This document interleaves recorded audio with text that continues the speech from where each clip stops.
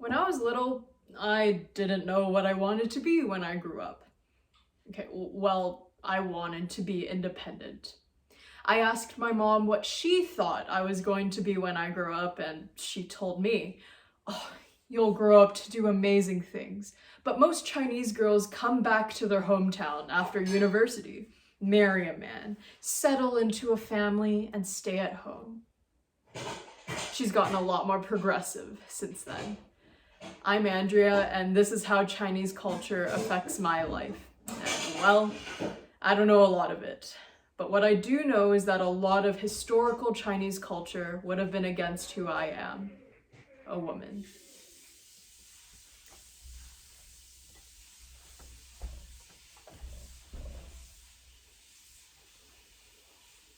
Bachelor Man by Winston Cam.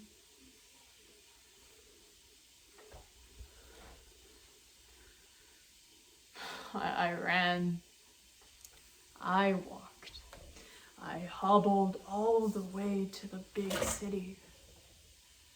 Life will be better there. I would find woman sisters and we'll comfort one another. I would lose myself in the big city. There, all around, were thousands like me. That made me happy. Isn't it strange that it would make me happy? But it was nice to know others shared my burden. Some of us became friends, and we survived the best as we could in the gutters of Canton. Our wits kept us alive, and our laughter gave us strength. Oh, we laughed at everything. When the men taunted us and called us loose women, we laughed in their faces. How loose can a woman be with bound feet? That shut them up. They didn't know what to say. They never do. So they called us crazy. Sometimes at night, we'd gather around and talk. Small talk, woman talk. And we'd always talk about men and how strange they are. And then we'd laugh at their strangeness. Sometimes we even dared to dream. And then we'd laugh at the conceit of those dreams. And then we'd fall silent and stare at one another, each knowing what the other was thinking, but too afraid to ask. That's why I wish I knew Madame Wu. Because maybe we could have laughed together. And maybe she'd still be alive.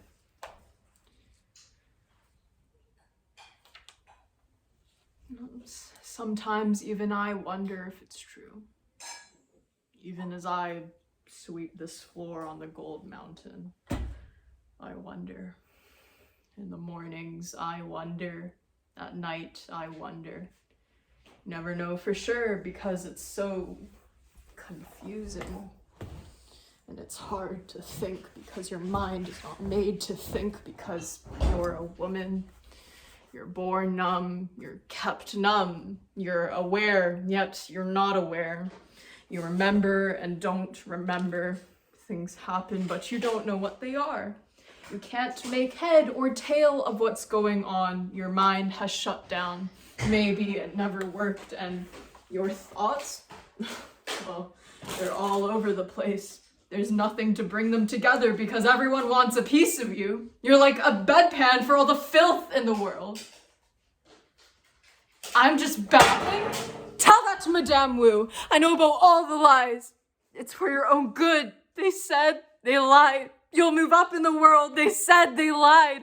Lie followed lie to excuse a wrong. Lies became so commonplace. Common sense was not so common anymore. That's what happened to us. Why else would women be a part of this? It was the woman, my own mother, my aunts, the village women who held me down as they bound my feet. How could they? Why? Aren't they women like me? Couldn't they see it was wrong? Couldn't my screams jar their minds and tell them it was wrong? Why couldn't they see it? Instead, they lied.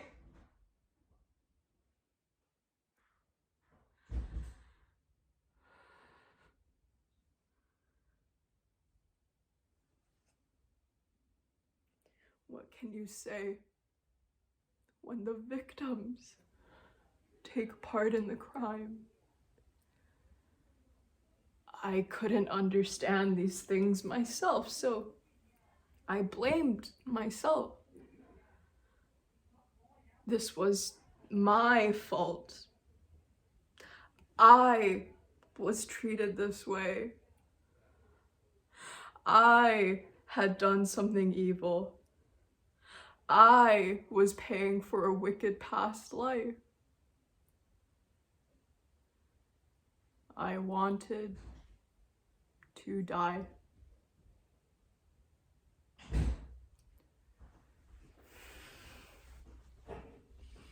If you're a woman, you can experience harassment from men in modern China in the most basic of situations.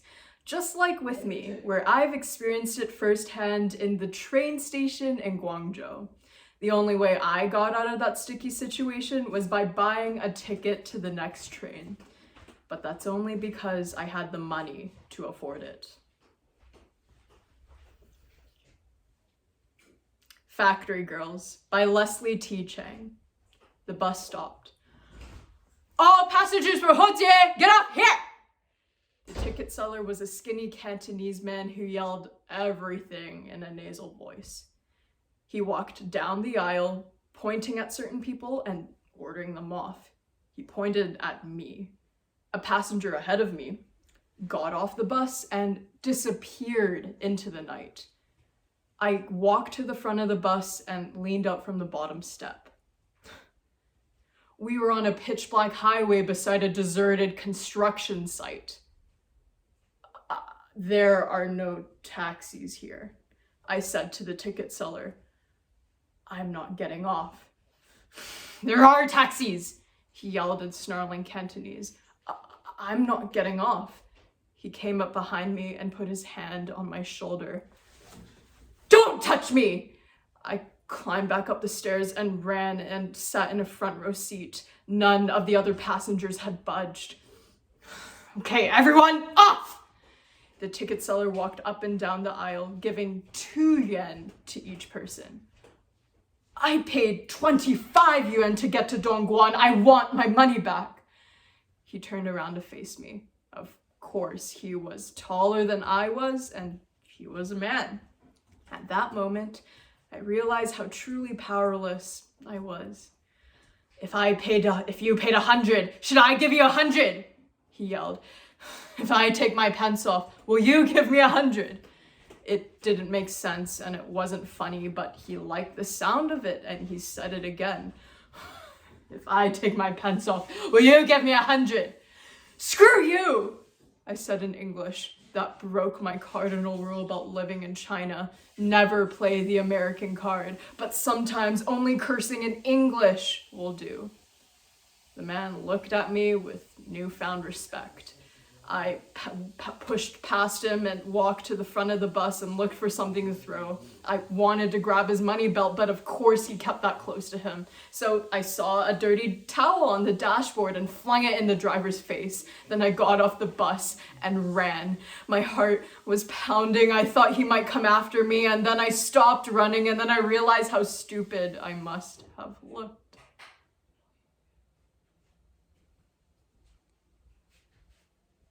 On a side street,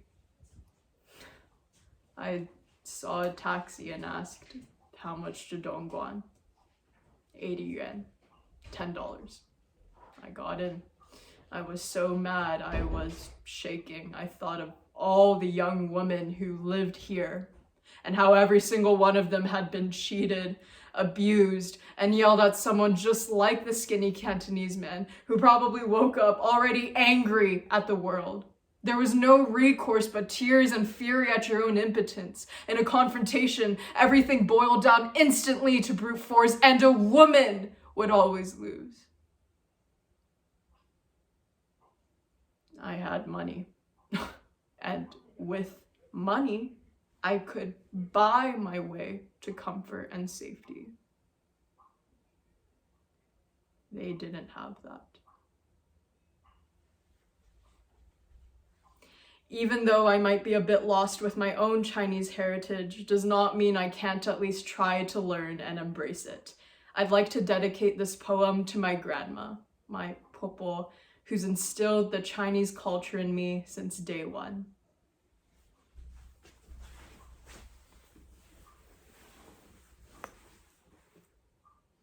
Arrhythmia by Natalie Lim. In 1962, my grandparents left China. They stood together on the bow of a ship and watched the only shores they'd ever known melt into darkness, owning nothing but each other and the clothes on their backs. No. I'm sorry, this story is a lie. I mean, at least it might be. I mean, that I've never asked how they got here, or what it was like in those early days raising 3 boys and a girl in a shoebox house in a broken glass city in a country whose valleys were still haunted by the driving of railway spikes. 1, 2, 1, 2, for miles on end. When I started school, I stopped speaking Chinese. I mean, I still know a little these days, can manage phrases like 周姐, thank you, and 后bao, I'm full, that fall from my mouth and shatter on the dinner table while everyone pretends not to notice. I smile as I pick the shards out of my food, hide them under a napkin, breathe a sigh of relief when the waiter takes my shame away. Sometimes I wonder if my children will do the same. I wonder if my popo feels each stilted conversation like a brick through a Chinatown window, like a slur hurled from a moving car, like 1, 2, 1, 2, for years, for a lifetime. Maybe I miss hearing her call me by my Chinese name. Natalie, she says, each syllable so carefully deliberate as she passes me dishes piled high with chow mein, hand-stuffed dumplings, the best of intentions. And I smile like always, shake my head. Thank you, I'm full. Here is a true story. I was born in 1996 in a mid-sized house in a mid-sized city in a country that proclaims diversity, acceptance. Yes, I am from here. Yes, I mean here. I mean, how do you love something you never really loved to begin with? I mean, my grandmother calls me Natalie now. I mean, I stopped speaking Chinese when I started school, so all I know about China is my popo's hands, the distant echo of her pulse, 1, 2, like shattering, rebuilding, like turning foreign soil into survival, into homemade apple turnovers and summer afternoons in the back garden. Because of you, popo, I have never gone hungry. Thank you for what you have given. Look at all you have made. Hou bao, popo. Hou bao, 多谢.